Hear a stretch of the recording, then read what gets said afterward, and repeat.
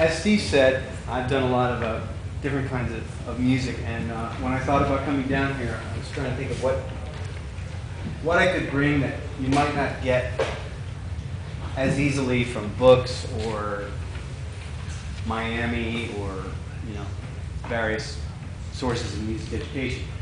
And that I've done is play a lot of this African drum set playing. Now, because Nate mentioned to me, a lot of you are not necessarily drum set players, you're ed majors, and maybe you play more snare drum or timpani or mallets or whatever.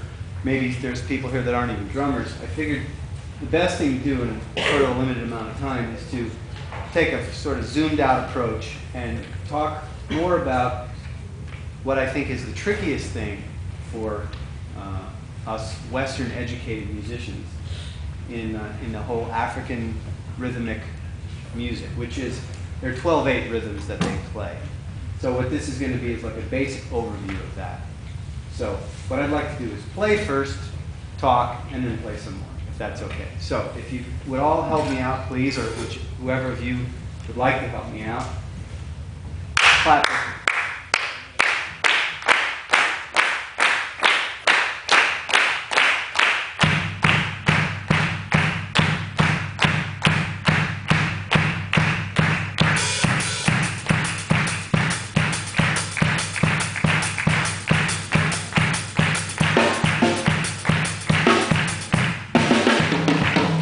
The elders might get with him and say, okay, play this, and they'll play a rhythm.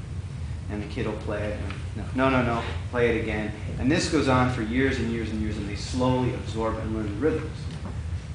The difference in that from the way that we learn rhythm is nothing is ever written down. Nothing is related to meter and to practicing with a metronome and note values and values of rests and all of the things which we come up against in our learning of music. So oftentimes these African musicians, if you ask them where is the downbeat, you get a blank stare. If you ask them count it off, they'll go what? And you say, well, say the words 1, 2, 3, 4, and then play, and they'll go 1, 2, 3, 4. You're completely, so you'll get very little help because of the way that they learned it, which is great in a way because it makes it very different.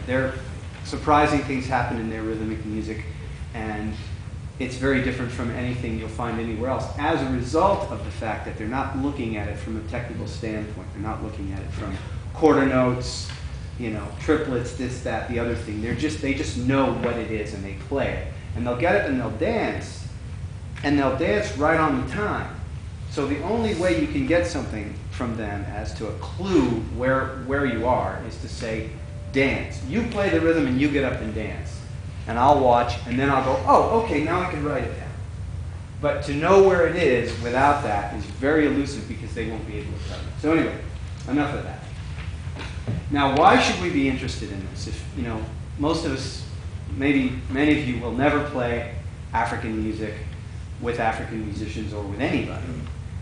But the reason that I think it's something that we should all be interested in is that, and I'm following along my outline here, by the way, is that it makes us better musicians and teachers. And the way it does that is by increasing our rhythmic acuity, just general awareness of rhythm. And it trains us to be rhythmically and musically multitask. And what that means is, you'll see as we get deeper into pulling apart what's going on in this rhythm, that regarding the pulse, the basic pulse, there's actually there's two of them going on at the same time. And when you master the art of having them both occur in your brain at the same time, really feeling it in two ways at the same time, or being able to switch back and forth between one to the other on a dime without losing your place, it opens up your brain. It's like a brain exercise in playing music. And for me, it helped me when I went to the gig and I was playing with a disco band And all of a sudden I could tell, oh, the guitar player, when he plays that one little figure, he rushes a little bit.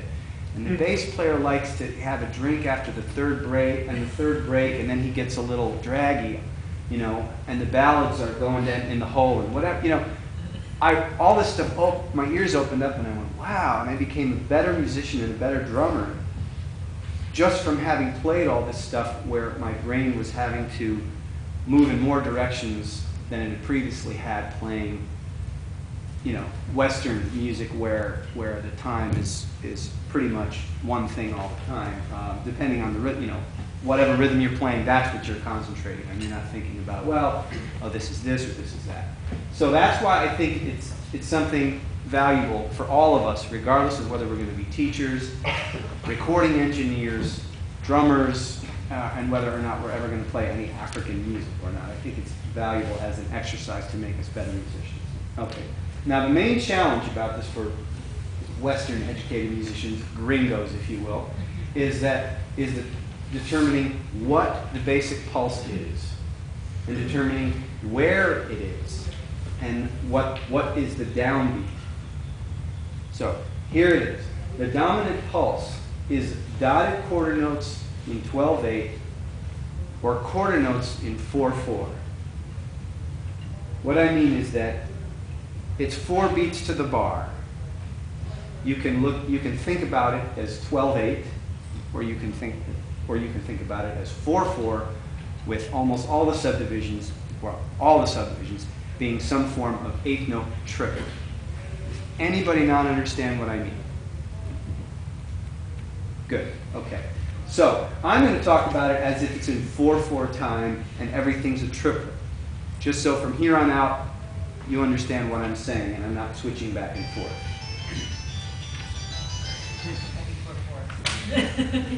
And if this music, so basically the dominant pulse is quarter note, and you've got triplets on top of it. It's triplet music. It's triplet music. It is not duple meter music. No, 9 yet. No. It's triplet music, and the way you know this is because you can tell when they dance. They dance, they got some body motion happening every 3 subdivisions. It's triplet music. Now, oftentimes it doesn't feel like triplet music. Oftentimes it feels like some kind of wacky duple music in 6. Because if you take a bar of quarter note triplets and you divide it every other, so you divide it into duples, you get 6 quarter note triplets, or you get a 6/4 bar if you're talking about the difference between 12/8 time and 6/4 time. That is a secondary pulse, and that is important, but it is the secondary pulse. The primary pulse is quarter notes with 8th note triplets as the basic subdivision. Okay, so 1 and 3 are often stronger, contrary to a Western idea that it's square to have a heavy emphasis on 1 and 3, like a clap or a snap your fingers, or you know, like everybody's always like, oh, you know, yeah, white people clap their hands on 1 and 3. Well, I got some news for you. In Africa, they clap their hands on 1 and 3. So there's nothing square about that. So 1 and 3 are the stronger beats of the bar. That's where they clap. The dancers put their feet down. And in some cases, it's where the backbeat on the snare drum is, on 1 or on 1 and 3. In reality, as I've already mentioned, both meters are kept in mind at all times. Oftentimes, certain rhythms and or parts that somebody plays, a bass part or a guitar part, will strongly suggest the 6/4 meter, or it will strongly suggest the 4/4 meter, or you'll have the vocal sounding like the guy singing da da da da da da da, and the whole band is playing in something that feels very much like 1, 2, 3, 4, 5, 6, 1, 2, 3, 4, 5, 6. So there's this idea that there's 2 meters being implied at all times. But make no mistake, it's in 4/4, and if you're going to stomp your foot or you're going to concentrate and work on a new rhythm, you want to approach it from the 4/4 pulse first and primarily. So that's what that is all about. You have to watch the dancers. Oftentimes they will have, if you get a chance to go to an African dance class, I mean, these things are all over the country. As far as I know, if there's a dance school and they say, you know, djembe class or sabar class or Congolese class, go, you know, do yourself a favor, if you're interested in this rhythm after today, go and just sit and watch a class, listen to what the guys are playing, and watch how the people dance, the instructors, the dance teachers, because very oftentimes they'll have everything going on there. They're playing their feet on 1 and 3, they're bouncing something on all quarter notes, and then they'll get something like this going on. There it is. You've got half notes in the feet, you've got bouncing on quarter notes, and here you've got the 6th pulse. That's a big move you'll see in djembe dance. Much more animated, lots more movement, but the idea is that they've got all these things going on at once. You can see it clear as a bell. And then also tell you what 1 is, which is nice. So the key to understanding these rhythms is feeling the 4/4 triplet meter in one's head at all times, and then, and only then, introducing the 6/4 duple meter as a secondary layer of rhythmic consciousness and feeling. And once you become adept at this, if you endeavor to play this, you can be playing something and very much implying 4/4 time, triplets, and then throw a little something in that makes it go, oh, okay. Now I'm feeling like a heavy 6th pulse. When you're bouncing or like sitting on your seat, are you feeling the 1 with 3, or are you like feeling the 6/8? Like how are you like dancing when you're? You know, I'm laid for 1 and 3. Those are my anchors. Okay. And even if I'm not playing them, that's what I'm feeling. Because if you get 1 and 3 in the same place, I mean, if you know you got 1 and 3, what happens between them? Whether it's 3 beats, 3 quarter note triplets, or whether it's 2 groups of 3/8 note triplets, or it's the same length of time, and your downbeat here and your downbeat here is in the same place. That's why I think 1 and 3 is so important, because either meter can be implied on top of 1 and 3. So that's why I think in their music the 1 and 3 became the key, because they wanted to, because just naturally they gravitated towards going back and forth between these two feelings. So, now, moving on to where the pulse is. It can be very tricky because of the difference in the way that they sometimes, not always, but the difference in the way that they phrase the triplets. And the fact that they have a different, well, the phrasing is different. That's the best way of describing it. If I play this, tell me, those of you who didn't see my other class, tell me where you think the downbeat, where the quarter note is. Clap. Okay. Now that's how we feel. We think, okay, you're playing triplets, you're going to play 2 out of 3 of the triplets. It's going to be the 1st and the 3rd, because jazz music, shuffle music, R&B music, all this music that goes chunk to chunk to chunk to chunk, where if you're going to play 2 out of 3, you're probably going to play the 1st and the 3rd. Not so in modern African 12/8 rhythm. More often than not, they're going to play the first 2, not the 1st and the 3rd. So it's 1, 2.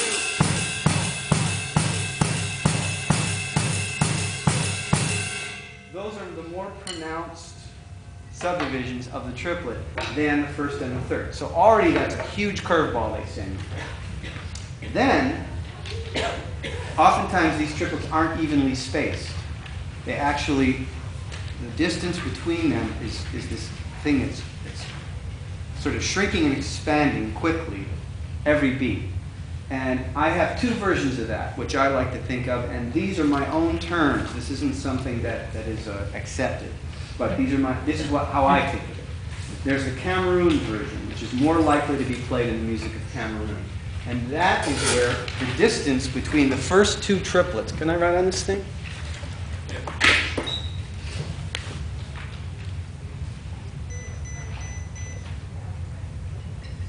This distance here is bigger, is going to be a little longer then this distance here, or this one here, getting back to the next downbeat. And then there'll be an accent on that second triplet, which goes a little something like this.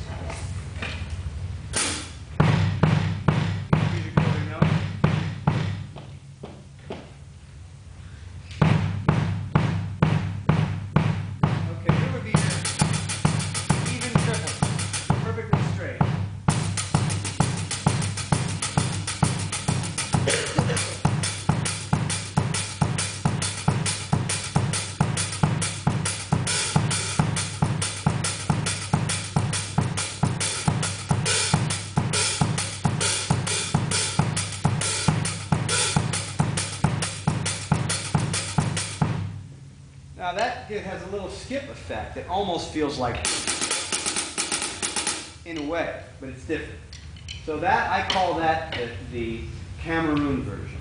Now, the version that I call the Senegal version, where they mess around with the triplet, is when basically it's sort of an average between these two rhythms. Let me see how I wrote it here. So I write it out the same way. An eighth note triplet and an eighth and 2/16. Okay, here's an eighth note triplet. Here, over here, is an eighth and 2/16. Now, if the second note in the triplet occurs here, it's on the even upbeat eighth note. If it occurs here, it's right on the second triplet. If you split the difference between these two rhythms, you get something which sounds like this. I'm going to play this on the drums because that's the way they played in Senegal.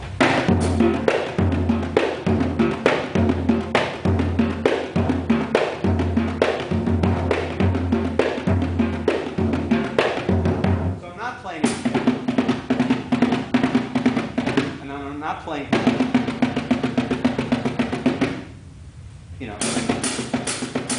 being the triplet, being the straight. I'm playing.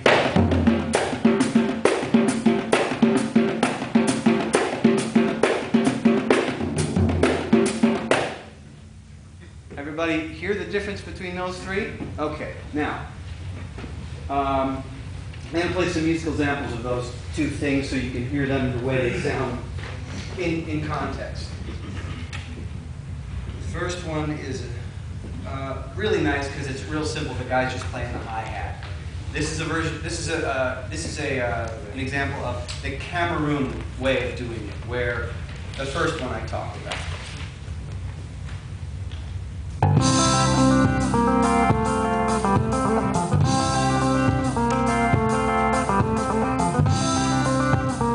One and three on the bass drum.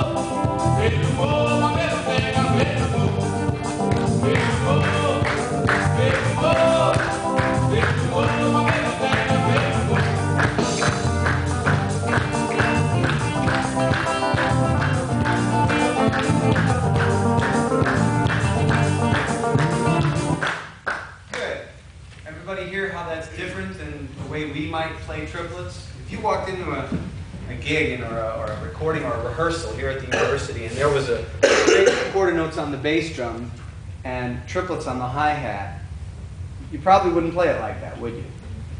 So that's an example of how they do the wacky subdivision thing. Now here's a Senegalese version, and let's see where my cue is. 140. This is that other way of subdividing it that I mentioned.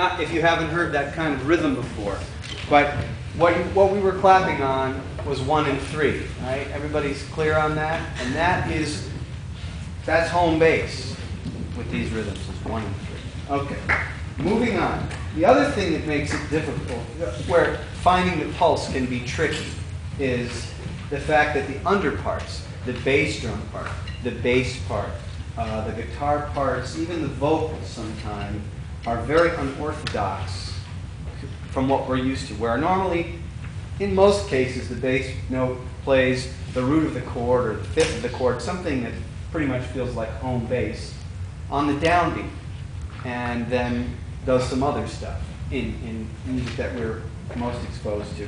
Well, it's not the case in African music. Oftentimes, the bass part is snaking in and out, not playing on 1, playing something that feels like it's in 6/4 instead of 4/4,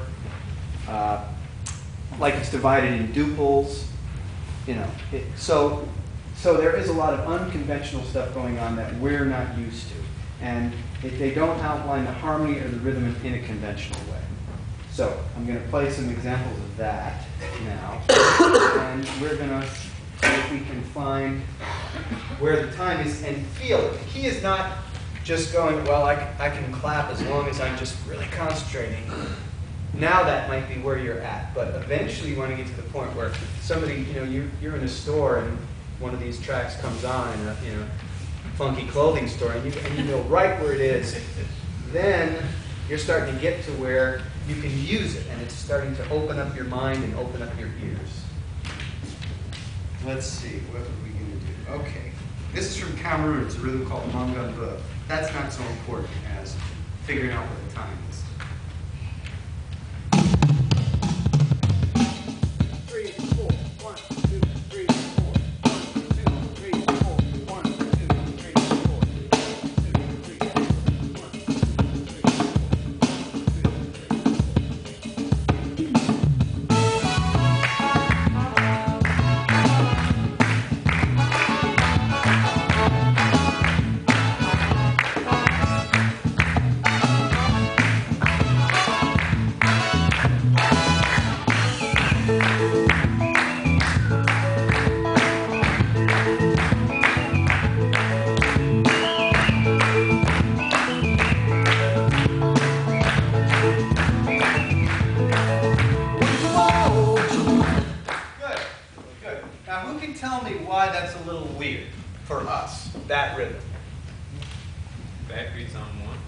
Okay, another reason.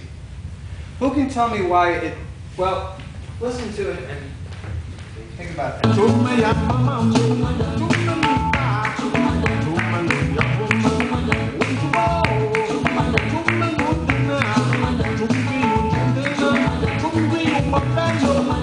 Okay, thinking about it in that context, if you just subdivide it into 6, in the duple meter, which is, as we say, always going on, even though we're in 4/4, there's always that 6 beats a bar thing happening as well. If you divide it in that, you get 1, 2, 4, 5, 1, 2, 4, 5. If we divide it in 4, 3, 4, 1, 2, 3, 4, 1, 2, 3, 4. In the 4/4 time, in the 4/4 count, who can tell me why that's a little strange? Because we're used to hearing the bass drum anticipating the downbeat. Right, you hear 2 bass drum notes happen twice a bar. You're going to think, well, maybe that's 1, 2, 3, whatever. Or you might think, well, maybe it's on 2 and 4, so maybe it's 1, 2, 3, 1, 2, 3, but it's 1, 2, 3, 4, 1, 2, 3, 4, 3, 4.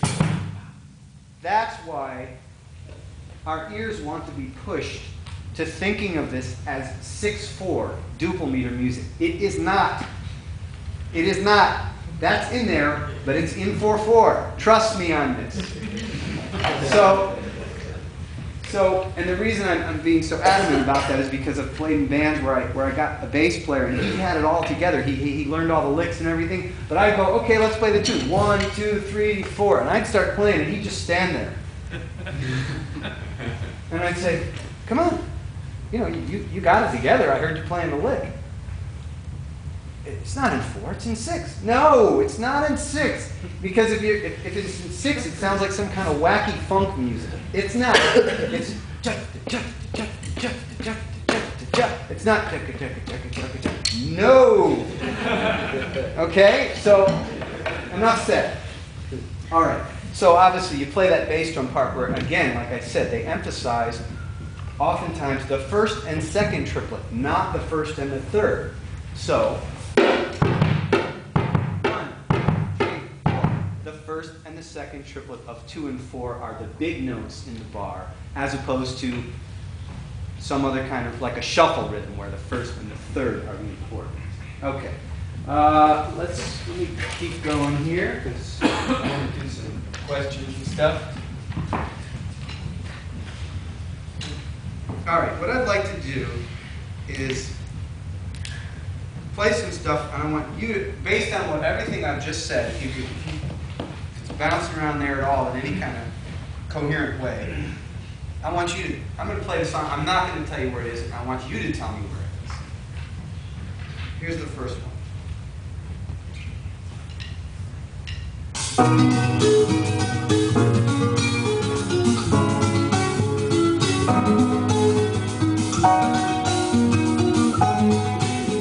Anybody else?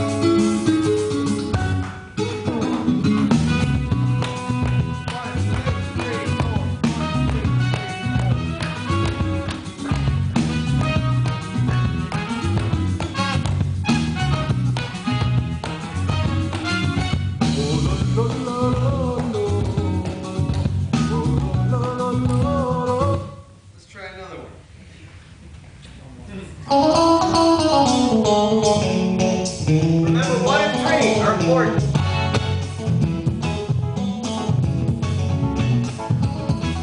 Where's everybody thinking?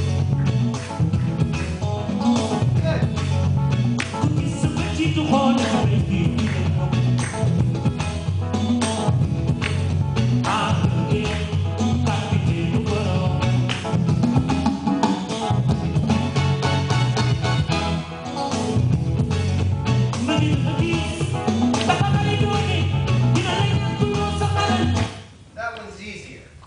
The bass part and the bass drum part are strange. They're all over the place. But at least you don't have boom, boom, boom, boom, boom, boom, screaming to you, and 1 and 3 and 1 and 3 when it's not. So that one's a little bit easier, right?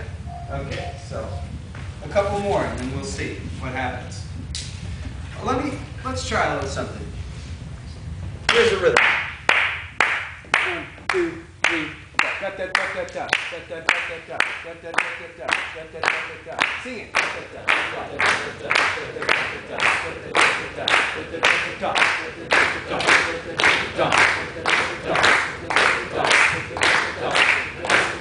Okay, good.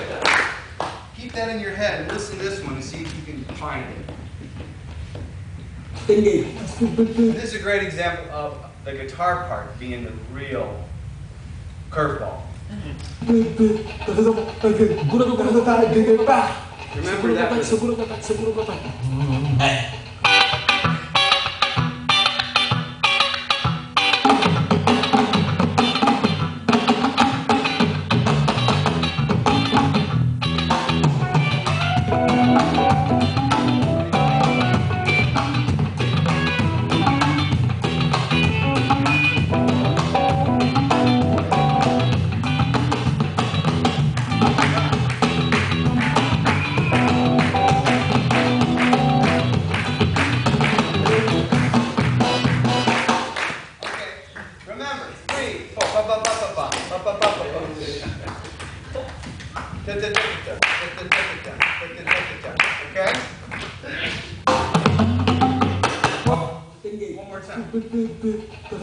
That's what the guitar player plays.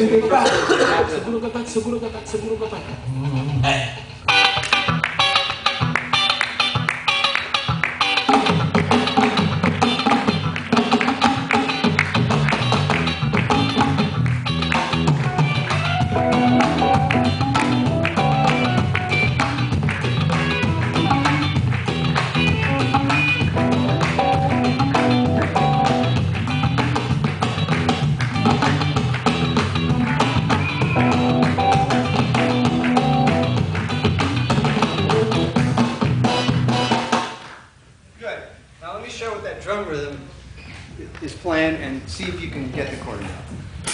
Weird thing about this one is the bass drum's in a funny spot. Yeah.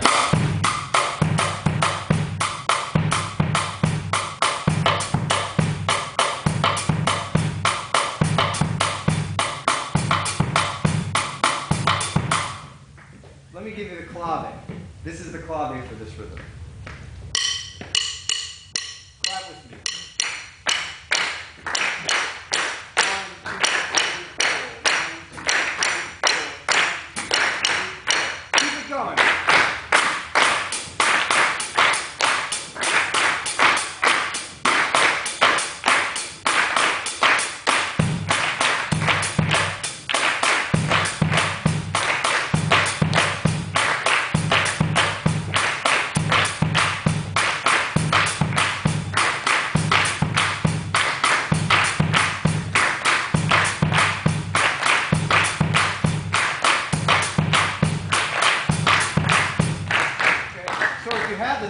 That, oh, that's where the clave is, that's where the time is. Then when this weird bass drum part comes in, it's not so tricky because, oh, well, yeah, okay, the bass drum players, you know, smoke some crack, but we know where we are because we got very simple. Anyway, I want to move on now because Nay asked me to talk a little bit about my, you know, what I've done since I left here and professional experiences, stuff like that. And we've got about 15 minutes left. So what I like to do is to open it up to that, is just open it up to questions rather than just prattling on. Let's open up to questions. The questions can be regarding anything I've already talked about musically or about any other stuff. Richard? Do you have any good advice on taking auditions? Auditions. Yes. I find the best way to take an audition is to be the front runner. The front runner is the guy who they want to start with. In almost all auditions, professional auditions, not school auditions or symphony orchestra blind auditions, but in pop music or bands or whatever, the auditions most of us are likely to face at some point, they want some guy. They're like, well, we're going to hear 10 guys, but this guy is the best buddy of the bass player, or this guy is the big name guy, or this guy, yada, yada, yada. Whatever it is, there's a front runner. Try to be the front runner. Rule number 1. Try to become friends with the guy in the band who's got the boss's ear, or get the most experience, which is kind of a catch-22 because of the fact that, you know, you can't get a gig unless you've had a gig, right? It's the same old thing. But number 1, try and be the front runner. If you can't be the front runner, the other thing to do about auditions is don't stress it, because of the fact that I used to get auditions and I would go out and buy the guy's record and learn the songs. Like they'd say, oh, this audition's going to be 3 songs. I'd learn the whole record, every note. Drum fills, the whole thing, the setup. I'd pick the cymbals and the whole thing, and I'd go to the audition like, yeah, man, I'm going to kill it. There's no way I'm not going to get this gig. And I go in and I get this almost immediate sense that the artist who's standing up there that made the record has no clue about the drum fills on his record, or the sound of the hi-hat cymbals, or the exact groove, or the exact tempo. He doesn't have a clue, and he doesn't give a toss. He just wants to feel good, or he's a diva, and he you know, he's on the rag, or whatever it is, and you're not getting the gig, or you are getting the gig.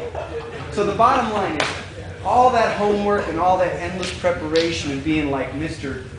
Perfection, waste of time. Go, listen to the tunes, get into the vibe, and when you go in and, you know the tunes, don't walk in with a chart, have the 3 songs they want you to learn memorized, and sit down and just be yourself. Play yourself. If they had Stuart Copeland play on the record, or they had John Bonham play on the record, and you play like Shelly Manne, you go and you play like Shelly Manne because that's who you are.